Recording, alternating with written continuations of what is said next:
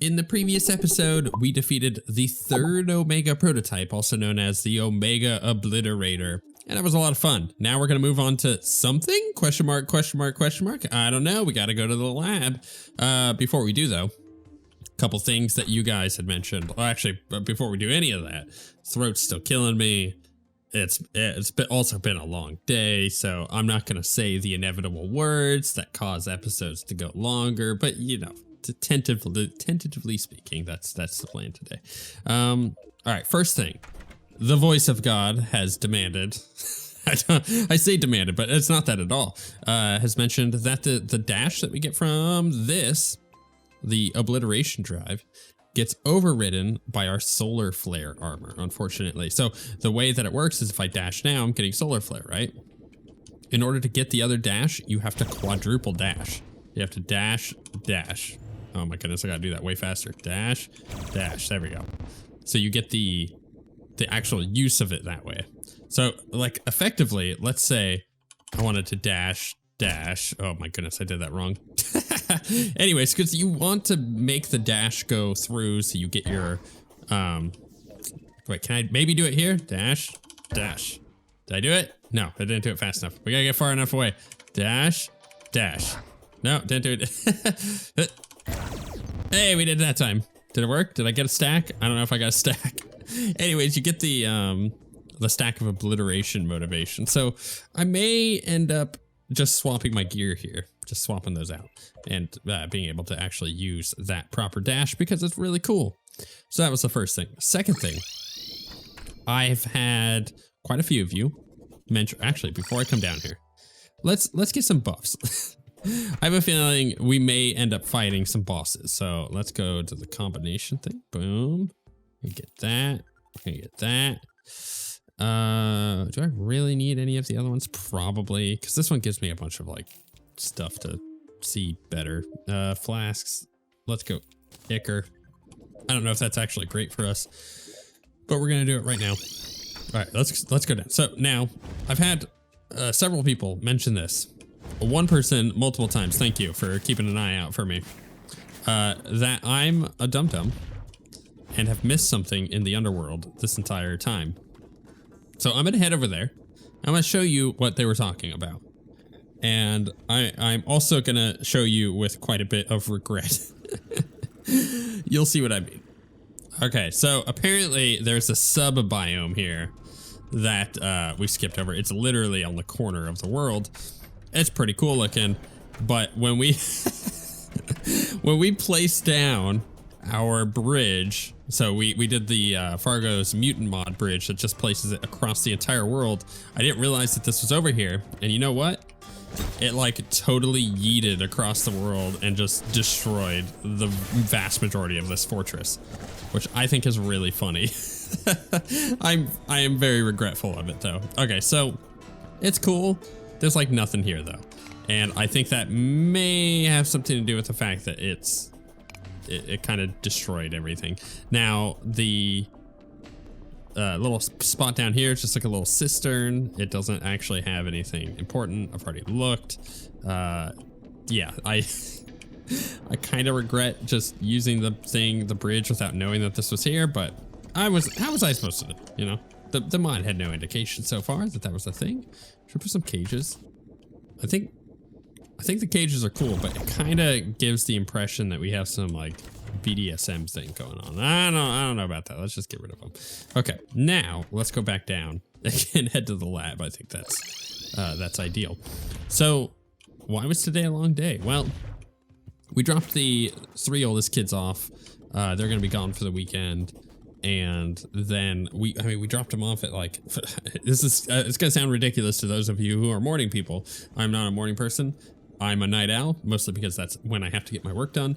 But we had to get up early. I had to get up at 8 and we dropped the kids off at 9:30. And then we drove about 25 minutes up to IKEA. Who doesn't love IKEA? IKEA is freaking great. So we got there, and because me, my wife, and our toddler had not eaten breakfast, we got some breakfast at IKEA. If you've never been to IKEA, that sounds like crazy, but they serve food and it's really good. Highly recommended. Yeah, and then we had to go to Costco and So my wife had an appointment that she had to be at, and then we got home. It's been a day. I was so just drained from driving around, because you know, where we had to drop off was a fair distance away, and then IKEA put us even further away from home. So by the time we got home, I had been driving for quite a while, and I'll tell you what, it was a process. I was really tired, and I fell asleep. I fell asleep right at probably at 5. Yeah, it was around. And actually, I think it was like 4:30, and I didn't wake up till like 8. So I'm feeling pretty good, but I'm still sick. And that's just screwing me over. I just want to give the lab a once over here. Okay. Oh, I have my charge on cooldown. I want to give the lab a once over and just make sure that I'm not really missing anything. Because we can go down this left way, but it is blocked off, right? Because we can't get through this door here. That's where we need to go. So I'm just kind of taking my time, looking around, making sure I ain't missing anything. Upon thinking about it, wasn't there a spot over here that I may have missed? I'm trying to remember, because this spot opened up so we can get back down here. But was there something off this direction that I missed? Oh, you know what it was? It was this that I still can't dig through. So interesting. Oh no, I'm getting sick again. All right, let's go this way and back up. And we're basically, when we get up here, where we need to go. So yeah, I'm interested in seeing what exactly we're gonna get out of this. This is odd, and this seems like a boss room over here. So let's buff up just in case. Let's try this weapon out. Oh my goodness, it does so much damage. Look at this guy over here. I like it. It's funny how he's just like sitting there. Wait, is it like an NPC? This room is really cool. It's really dark though. Let's light it up just in case it is a boss room, because again, it feels like a boss room. I don't know what that is. It's like a console. All right, who are you? Halt! You aren't supposed to be here. You don't say. Ah! You butthead? That wasn't nice at all. Whoa, laser beam! Oh my goodness, that's a cool weapon. I don't know how useful it actually is. I mean, it did a lot of damage. You know what? Let's do it. Oh, he just laser beamed me in the face. I gotta remember not to hold this forever. Oh my goodness, the laser beam is so cool. I think technically it goes through the wall. It does. I mean, so does his attack though. Maybe not the laser beam now. Oh, that's so cool. What a cool little boss fight. I like that the arena is pre-made. So it gives you an idea of what, you know, what the, I can't speak right now. My brain ain't working. It gives you an idea of what kind of mechanics the boss is supposed to have and how they're supposed to work in a controlled environment, which is such a cool concept. I wish, the more I think about it, he's doing the same thing that the Obliterator was doing. I wish that more mods would do this, where it's like, no, this is the boss arena. You can't destroy it. You have to fight the boss here, and here's the abilities that the boss is going to do. Because I think that is just such a easy way to help balance the fight. Are you allowed through? Let me check. Oh, you're allowed through. This was mildly embarrassing. Apologies. Okay. Oh, we got a lab access. Okay, cool. So let's go ahead and hit that one. Omicron. Cool. Energy cell. Oh, so he didn't like really drop anything. Can I check the computer? No, can't check the computer. What you got, buddy? You wish to talk? I accept your request. The other bots. Gyrus is after a certain bot. Adam was his name. He is the leader of a rebellion against 4 others. Should I tell him? Some of the most fierce bots I have seen. However, one was a human. They haven't been seen much, presumed dead by most bots. Other than that, there are a few other independent bots, but there isn't much to say about them. Okay. Talk about Adam, the leader of the insurgents, or the Alpha as they call themselves, is Adam. He isn't the strongest, but he isn't to be underestimated. He matches Gyrus in intelligence, yet opposes her, hindering her whenever he can. This makes me question why she hasn't permitted his death yet. We've lost too many troops trying to recapture, or trying to capture him alive. Interesting. So am I going to have to fight her? That'd be cool. Insurgents. They aren't the easiest to deal with. 2 of them especially have given the most casualties. One is a sniper, Shiro was her name, wielding one of the most powerful rifles the humans have ever made, powered by charged xenomite. I haven't heard much of her recently. The other is Enigma. I believe he's called Talos. He wields a hammer. Both he and his weapon are powered by yellow xenomite, a variant I've never seen before. Appears to be the most potent, yet I don't know where it came from. Logs do not track. Okay, next page. I wonder if the insurgents have someone constructing their own variant of xenomite. Thankfully for us, Talos hasn't been seen for some time now. Okay. 4th insurgent. There's a lot of dialogue here. This is bad for someone who has a terrible sore throat. He's losing his voice. I will say, one of you mentioned that Zephos sells a new melee weapon for me to go pick up. I went and looked, and he's not in his happy place, sure, but it was like 4 platinum. And I was like, I don't got the money for that. But it looked cool, so it might be something that I end. It basically allows you to disarm an enemy and allows them to do less damage, but also less contact damage. So it's an interesting melee weapon. Ah, yes, the 4th insurgent, Zeroth was his name. He wielded bladed gloves powered by blue xenomite. They could send a 2.5 meter tall bot through a solid wall. I'd know, that was me. What happened to him, however, is beyond me. He is the only insurgent to have died. By who, however, I don't know. One day he just disappeared, much like the other 2, but after a while we found what was left of him. What we can assume to be him. We only identified it was Zeroth via his weapon at the scene. Okay, independent boss. Not everyone who doesn't follow Gyrus wants to oppose her. There's a band of bots all throughout this region. We call them scavengers. They don't work for us or the insurgents. Rather, they do not interfere with us, with either of us. I've heard some cases of insurgents attacking them, which makes me question why they act morally superior. What's at the bottom of the lab? Sector 0, yes. If I am correct, it was the infirmary when the humans had control. Oh, great. I can't, it's gonna be gross, isn't it? I can't tell you much else. We are forbidden from going there by Gyrus and the janitor. The janitor doesn't want to clean up all the gunk, and most of us don't want to anchor him. I'm unsure why Gyrus forbids us, however. Okay. And Gyrus, leader, she freed us from the humans who are going to use us as weapons. She's very strict with us, but it mostly keeps the peace, save for the infected or the insurgents. I'd recommend not angering her. The best thing that comes out of that is a quick and painless death. If you are like us, you are likely to get assimilated. Gyrus never seems to kill her own kind. It feels kind of like Shodan from System Shock. Maybe that's the inspiration, and maybe we'll learn about that. But in System Shock, and it's funny that I'm bringing this up now because this is a reference that I would have made at any point, but the System Shock remake demo, I think, is live right now. They updated it. I haven't played it, but I did see that it was on Steam because of Steam Next Fest. But anyways, Shodan is like this AI that goes rogue and is on a space station and uses robots to assimilate humans into cyborgs, essentially. So it's an interesting parallel here. If that's not intended, it's interesting that is something that has overlapped here. Yeah, assimilated troops are a variation of your average. Am I gonna get radiation poisoning? That's really annoying considering I've got whatchamacallit. I've got the suit. Can I upgrade this further? No, it's not gonna let me upgrade this further. It's because I'm holding uranium or something. I don't know. Gyrus' own corrupted xenomite instead of regular queen. They're mostly misbehaving soldiers who have the personality wiped. They are mindless but pack a punch.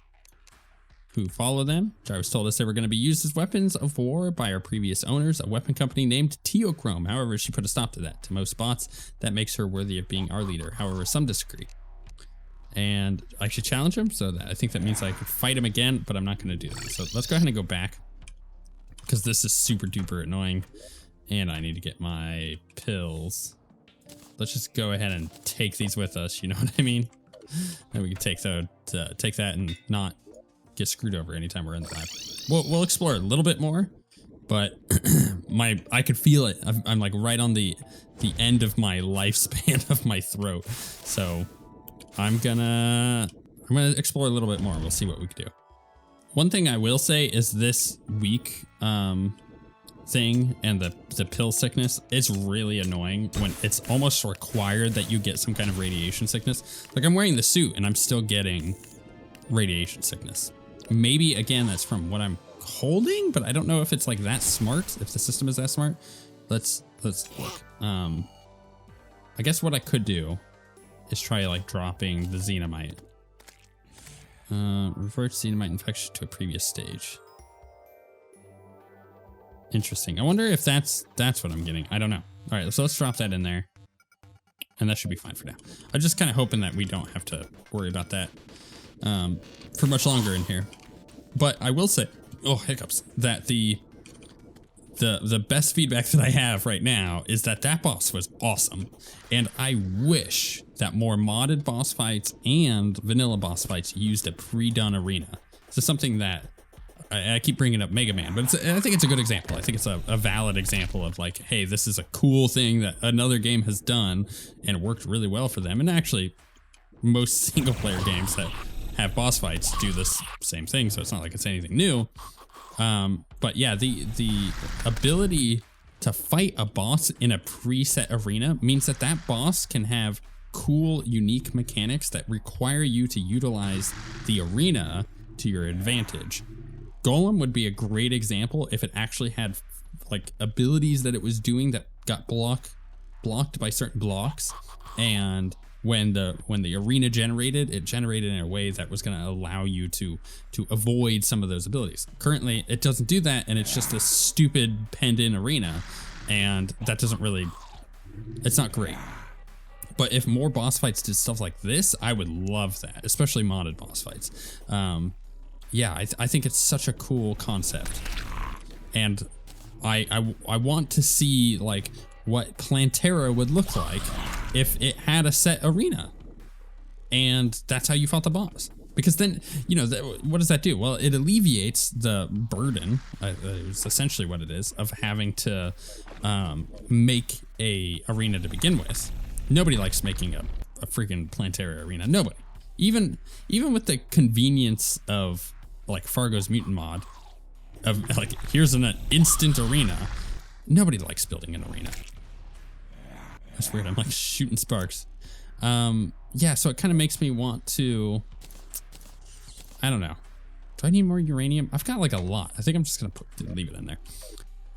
It makes me want to see what other boss fights would have to offer. So I think that so far this was my favorite boss fight of the entire mod, which is crazy because it's like a mini boss, and if it's hard to do, right? It's hard because you have to set up an arena for each boss at that point. You know, I guess you don't have to do it for every boss. Like Eye of Cthulhu probably doesn't need it. Oh, this looks crazy. Mace project. I have no idea what this is, but this could be cool. Actually, do I want to save this for the next episode? Let's tease it. I'm gonna save it for the next episode. Let's do that. That looks really cool. This looks like a whole other thing. And again, looks like you have to fight it in that arena, and I love that. I think that is freaking amazing. The fact of the matter is, down here you've got like what? You have the janitor one, that's an arena. I think that could do with more mechanics like this one, where it's like you have these platforms, it does a laser beam, and you can block it by jumping on the platforms. You have to be a little bit more creative than doing that for every single boss, sure, but the concept remains. Or like this, where this is a good example of it as well. I just didn't really realize what I was experiencing until I experienced it in this one, which is that this is a pre-done arena with like these bouncing mechanics on the stupid gel that's bouncing you up towards the boss as it moves closer to you. I love that. I think that this is really well designed too, and I think that this boss and this boss look like, I guess this one too, I forgot about the goldfish. These two bosses look like they have their preset arenas. I want to see more of stuff like that, because you could be so much more creative with a boss fight and make far more lethal abilities that require the player to play perfectly in the arena. You know, we see this kind of thing in like single player RPGs, but even multiplayer, like World of Warcraft. If you're doing raiding, a lot of the times the arenas that the bosses are in dictate their abilities, and you know, your movement is really based on that. Maybe even having a boss fight that moves you to a different arena halfway through, like the ground falls out from underneath you and then you're in a separate part of the arena. Like you could do so many cool little things like that. And I think that bosses, actually here, let's put it this way. I think that Calamity is a perfect example of a mod that has really cool bosses that are not at their full potential. And I'm thinking of specifically Supreme Calamitous, who boxes you in, but doesn't actually take advantage of it boxing you in. It's just boxing you in so you don't cheese it. It has cool bosses that if they did stuff like this would be like god tier bosses, like amazing bosses, but they don't because it's not conducive to the design of Terraria to begin with. But obviously, if you're doing your own sub biomes, like the sunken sea, then you could do stuff like this. And I think that people are missing out on that. I'm super impressed, like round of applause for that. I think that that's such a cool idea. I've never seen that in Terraria yet, although I've obviously not played all the mods. And I think that it's a piece of design that is a relic of history that for whatever reason mod designers aren't using in Terraria, and they really should. And I think that Red should use in maybe Terraria 2 in the future, because it is such a cool thing.